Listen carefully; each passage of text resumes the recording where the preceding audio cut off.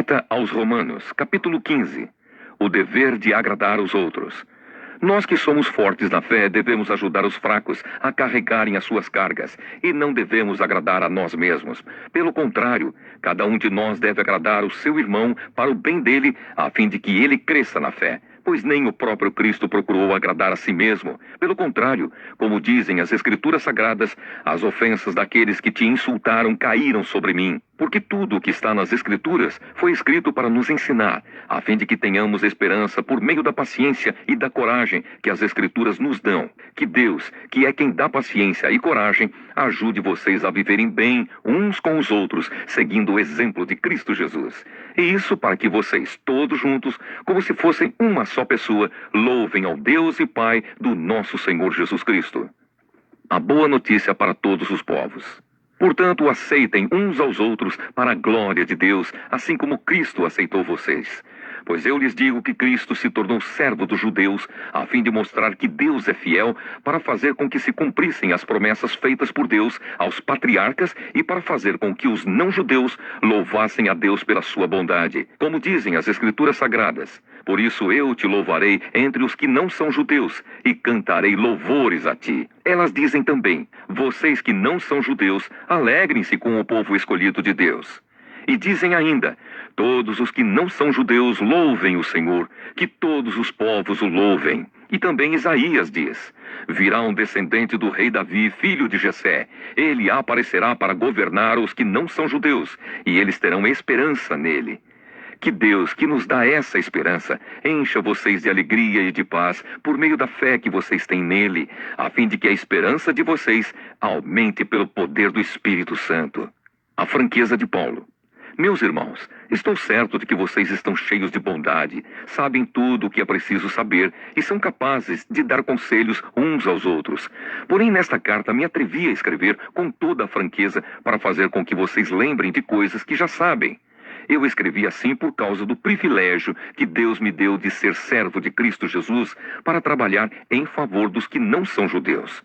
Eu sirvo como sacerdote ao anunciar o evangelho que vem de Deus. E faço isso para que os não-judeus sejam uma oferta que Deus aceite, dedicada a Ele pelo Espírito Santo.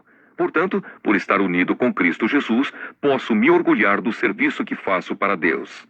Eu me atreverei a falar somente do que Cristo tem feito por meio de mim, a fim de levar os não-judeus a obedecerem a Deus. E isso tem sido feito por meio de palavras e de ações, pelo poder de sinais e milagres e pelo poder do Espírito de Deus.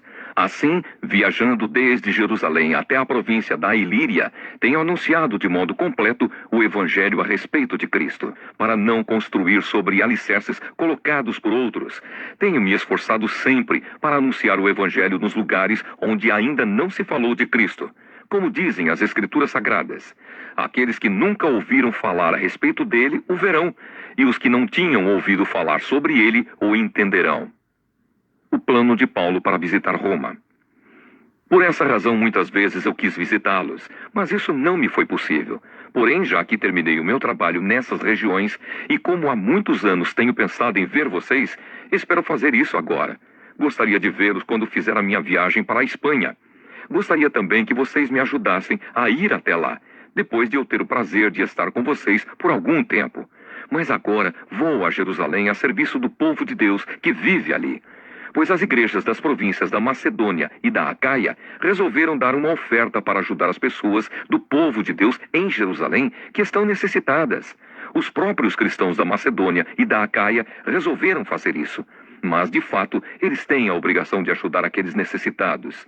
Os judeus repartiram os seus bens espirituais com os que não são judeus. E, por isso, os não-judeus devem prestar, com os seus bens materiais, esse serviço cristão aos judeus. Depois que eu terminar esse trabalho e que entregar toda a oferta que foi recolhida para eles, viajarei para a Espanha e, no caminho, visitarei vocês. E sei que, quando for visitá-los, levarei comigo muitas bênçãos de Cristo. Eu peço, irmãos, pelo nosso Senhor Jesus Cristo e pelo amor que o Espírito dá, que me ajudem, orando com fervor por mim.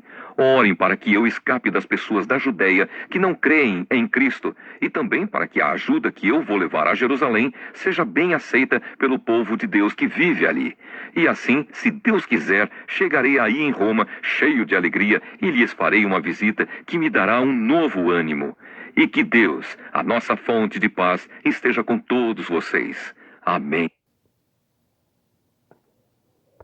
Resumindo e explicando, os cristãos mais conscientes não devem usar sua força e prestígio para impor aos outros a própria opinião e conseguir poderes sobre a comunidade. Não foi esse o modo de proceder de Jesus Cristo, que veio para servir e dar a vida. O respeito e o bem do outro são o maior sinal do cristão consciente.